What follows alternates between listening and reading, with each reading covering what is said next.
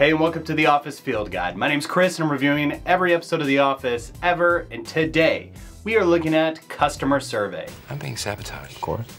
And I'm gonna find that person and punish them. Absolutely. Customer Survey was written by Lester Lewis, who was a lead writer on one of my favorite episodes, The Deposition. Customer Survey was directed by Stephen Merchant, who is one of the creators of the UK version of The Office. I have more to say about that, but we're gonna get to that later. Aired originally on November 6, 2008, was viewed by 8.35 million people, and currently has an 8.5 out of 10 on IMDb, which is the highest rating since Weight Loss. Not almost though, Holly. And your Customer Survey trivia is, according to Andy, where do hobos live?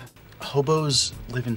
As always, I run these comment contests in these videos, answer the trivia first, spout out the Easter egg, and or leave the best emoji sequence summing up next week's episode, and you'll get your name in that video. All right, we got a lot to get to, and be warned, there are gonna be spoilers for the series ahead, so let's get to the bottom of this one. But then Dunder Mifflin would need to be a front from money laundering, and there's little evidence of that. Is there some evidence? I understand nothing. Okay, I don't normally get into cold openings this early in these field guides, and that's because they don't tend to have anything to do with the episodes themselves. They're just kind of this buffer to get the audience primed for what's about to happen. But in this case, there's a bunch to talk about.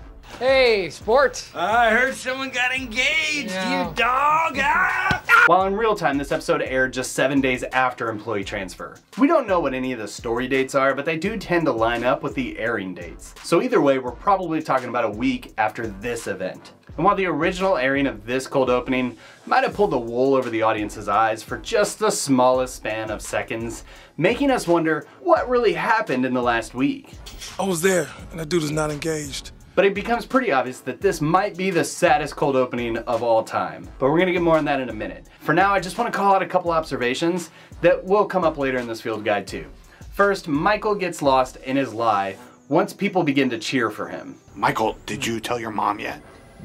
Nope, not yet. Call her. All right, I will call her. It's this kind of childlike naivety and stupidity that I think draws us to root for Michael. A character that if you look at on paper, you probably wouldn't root for this man, as comments from people on the hate videos suggest quite frequently. I think that this again is why Carell is so good for this role. Is it weird to feel happy and sad for a character at the same time? Well, with Carell and the way he commands this role, it really is. And let's talk about Michael's mom. Hello? Mom, I'm getting married. No, you're not. Why do you always do that? I don't know who she is. So let's see what we can find out from reading. Alright, her name is June Squibb, and she's been in a ton of stuff. Most recognizably, off the bat, she was Adam Sandler's mom in Hubie Holiday, a Netflix original that was both good and bad at the same time. I might have just been starved for new content last year, so I'm not sure. She also plays a character named Gerald in the movie Soul, an animated flick that I hear is awesome, but I haven't watched it yet. And I know, I can hear you guys typing in the comments now, I'll get to it at some point. But this is the first and only time we actually hear from Michael's mom. Are you getting married? No. As much as we hate to admit it sometimes, you can tell a lot about a person by looking at their parents. I mean, not always. That's not like a hard, fast rule. Don't leave any hate for me in the comments for saying that. But I'm just saying that there are things that I do as a grown-up that I don't even think about, but when attention is called to it, I'm like, oh man, sounds like something my dad would do. I'm not a big believer in therapy. So anyway, it makes me wonder what Michael's parents were really like. My mom was marrying Jeff, and they asked me to be ring bearer, and I was understandably emotional. I guess they could do the young Michael Scott treatment like they did for Big Bang Theory, but if you watched the last episode, you probably already know my thoughts on that series. No. Anyway, we have two Kelly callbacks. First, we have this line. I got my bridesmaid's dress. Oh, wow, so quickly. Yeah, and you said I could get it in any color I wanted, so I picked white. Well, Kelly likes to wear white to weddings. I look really good in white. And there's even a deeper callback here. Oh, it's the receipt to my bridesmaid dress. What's that doing there? Like me, you might have initially wondered why Kelly would actually expect Michael to refund the purchase. I'll take care of that for you. Thanks. I mean, Michael telling Kelly to purchase a bridesmaid dress in the first place does put the responsibility on him, but we do have a callback here from way back in season 2. Why did you tell us to bring a bathing suit? To throw you off the scent. Yeah, but I bought a bathing suit. Well, just keep the tags on and you can return it. I took the tags off already. Well, that's not... But we'll get more on Kelly later. Okay. What I want to talk about is the cringe of this cold opening. And really, I asked myself, can something be sad and cringy at the same time? Typically we cringe because we empathize with the character afflicted by this cringy behavior. In this case, Michael is the one we're empathizing with, but he's also the source of the cringe. It's this weird tornado of feelings, and I think it was expertly done. Wow, this is my lucky day. I wonder how much influence Merchant had on that, as cringe is king in that version of The Office. All the other traditional storytelling takes a back seat to making the audience feel as uncomfortable as humanly possible. At least by a primetime television show. Sort of a Kapoor's List. Schindler's List parody. That's not appropriate. It's interesting that Michael is the subject of the cold opening and then is relegated to the background for the rest of the episode. So there is plenty to talk about because we do get some characters shining in these different plot lines. So let's break it down by story.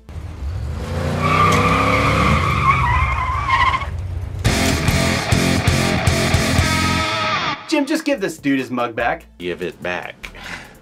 How can you even be sure? What's my face on it? Make the face? I love the synergy between these two when they're working together. Their frenemy thing is one of the best things in this series. Jim's still slightly driving Dwight crazy though by not telling him about The Matsuhashi B400, the world's tiniest Bluetooth. But that does lead to my favorite joke in this one. How many shoes do you need? I don't know, 2, maybe 3 if one wears out. How many shoes do you need? I'm not talking to you. Who are you talking to? Pam. She's not here, Jim. But when they do find the culprit, it's out of retribution for them not attending her party. I'm not sure what draws the line for a fireable offense in the Scranton office. Am I getting fired? Now is really not the time. I guess nothing really does, that's the answer. But Jim and Dwight didn't attend a party over the summertime, and in retaliation, Kelly's going at their wallet. Those reports affect our bonuses. That's hardcore. Not as hardcore as this joke. I was raped. You cannot say I was raped and expect all of your problems to go away, Kelly. Not again. Don't keep doing that. But hardcore nonetheless. I think she gets a little comeuppance by realizing that her pettiness is making Michael more relatable, thus putting herself on par with him socially speaking, which I think had to be a punishment on its own. But she got out of being fired, so I guess all ends well there. This sequence though, Here's what's going to happen. I am going to have to fix you. I think this is a highlight of the entire series for me. It's a microcosm for everything that we've accumulated on these 3 characters over the last several years. Michael, not the sharpest tool in the shed. A more micro form of management. Jim, what is that called? Microagement? Boom, yes. Sets up a half-baked bit to teach. Now Jim is going to be the client. Dwight, you're going to have to sell to him without being aggressive, hostile, or difficult. Gets lost in his own delusion. It's $1 million sale. And see, I told you that was gonna come back up. Well, let's shift over to Dwight. Goes along with Michael's bit. Boundaries, Dwight, come on. I'm sorry, Mr. Buttlicker. As I was saying. Is slightly non-socially normative. Never been lower! Stop it! That is totally inappropriate. Does not get the joke. The 3 words I would describe you as is aggressive, hostile, and definitely difficult. Please, Mr. Buttlicker. I'm irate right now. Give me the phone. And then Jim. Doesn't really care about his job. I am Bill Buttlicker. Really, that's your real name? How dare you? Obviously intelligent. I mean, he comes up with this stuff on the fly. Hello, Mr. Buttlicker. How may we help you? Michael, I like the sound of your voice. You know what I'm gonna do? I'm gonna buy $1 million worth of paper products today.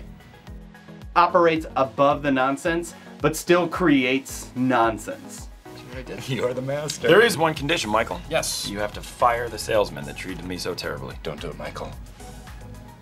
And I don't think this sequence would have aired in season 1 or 2, as it's a little too zany. It's still a killing field that's masterfully handled through the writing, acting, and editing. But I do wonder if customer survey was meta commentary on the vocal detractors of the online community. Stuff that I still see in the comments all the time. Jim Halpert is smudge and arrogant. I think you mean smug. Arrogance. Also, I wonder if this bit ruined a real person's life. Like, what if your name was William Buttlicker? My family built this country, by the way. Be respectful, Dwight, please. Yes, Michael. And now anytime someone Googles your name, you're just a meme. I did find a William Buttlicker on LinkedIn, but it's obviously a faked account because it's listed as a paper technician at Dunder Mifflin. So there's a lot wrong with that. Either way, if you're a Buttlicker, I want to hear from you in the comments. That's what she said. That's what she said. That's what she said. I will work tirelessly for you over the coming months and be at your constant disposal. Hey, that's the same guy from Job Fair. Frank Regan Funeral Home? Too much formaldehyde. Right, the subplot of Andy, Dwight, and Angela Triangle takes this weird turn. Weird, one, because Andy says this. And even better, I have an in with the owner. Oh yeah, we work together. But then the last time we saw him... That is all, sir. You may go. So I think we were robbed of an episode there. Either way, Angela basically coerces Andy into choosing Schrute Farms for the ceremony. But only if it's in a field, a hand-plowed field. There has to be a barn that's old enough that you can see the stars through the roof slats when you lay on your back. Anything within a 5 to 8 mile radius is acceptable. On it! And this exchange confirms that she still has feelings for Dwight. I don't know, but I think there's red flags all over the place for all three of them. Pam was right. Now that I think about it, Angela and Andy might actually make a good couple, but I couldn't do that to Dwight, or Angela, or Andy. Okay, and it wouldn't be a field guide if I didn't bring this up. I'm gonna warn you, if you haven't watched the entire series, there's a major spoiler coming up right now. Skip to this timestamp if you don't want it to be spoiled. Angela says this. I don't want to be married in a tent like a hobo. And then does this. 1-5. It's like they actually planned their perfect wedding right here and now in season 5. So all that work in the future was probably already hashed out years down the road. Best prank ever. I'm not sure if the writers did this on purpose or if it was just inevitable that a Schrute would be married on Schrute property. But it is something interesting to speculate on. I mean, they do the same thing with Pam too. I can marry you right now as captain of the ship. Yes. Huh? I can marry you as regional manager of Dunder Mifflin. No. I want my mom and dad to be there. All right, I told them to return right now. Hey, people who are watching this video without watching The Office first, welcome back. And also, leave a comment on why you're watching this video without watching The Office first. I'd love to hear from you. I'm not downing it, and I appreciate anyone who's watching these videos. I'm just curious. What do you think I'm saying to you? Pam Beasley? Hey, what are you doing here? Alex is a ninja. Prove me wrong. How did he get into the Dunder Mifflin corporate office? I mean, they wouldn't just let anyone in, and he doesn't seem to be wearing a badge. Proof. Anyway, and unless there's some deleted scenes that I'm not privy to at this moment, I'm more inclined to actually just call it the Jim, Pam, and Art School triangle. Since while this is a callback to the casino night episode, Alex doesn't profess his love. He does what I assume any friend who's passionate about the same things as another friend would do, and tells Pam some solid advice about that passion. In this case, art school. If there's even a teeny tiny part of you that really wants to be an artist, then I think you should stay here. So here's where things go wrong for his argument. Because you don't want to wake up in 50 years and look back and wonder what could have been. Yeah, in 50 years, I think Pam wants to wake up next to Jim.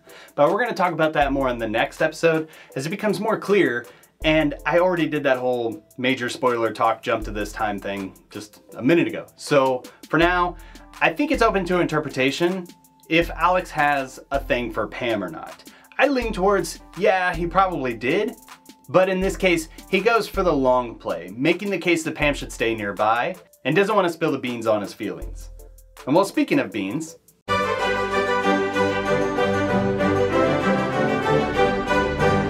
what does a bean mean? Someone please explain it to Cap. Since the last section was so long, I'm gonna make this one really simple. This is an episode about investigating what you really want.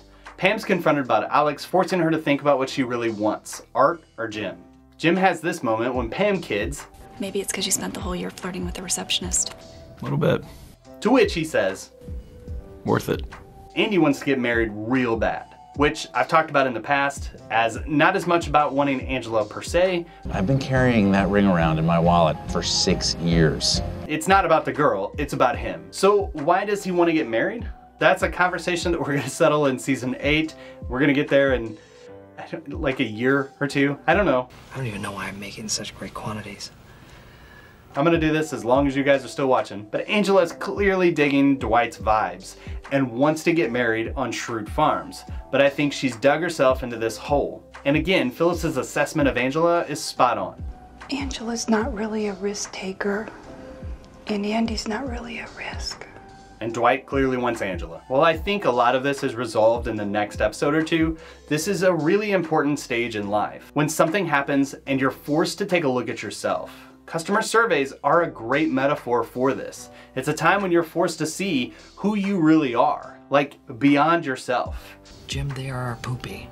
And in this case, it was wrong. You juked the stats, Cupcake. Called about a dozen customers and they all said that they gave us great marks. What's going on?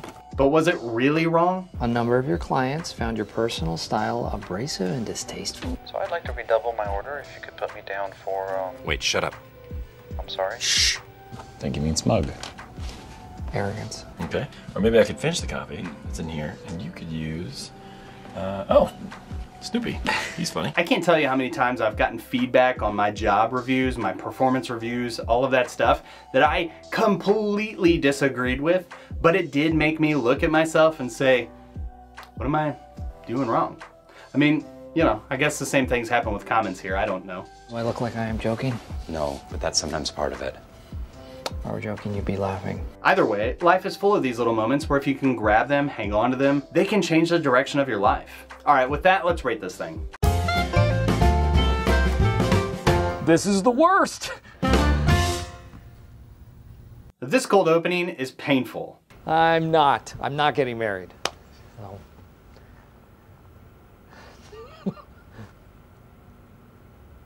Psych. Like I talked about before, this one leans into the sad cringe, and no one makes it out feeling clean.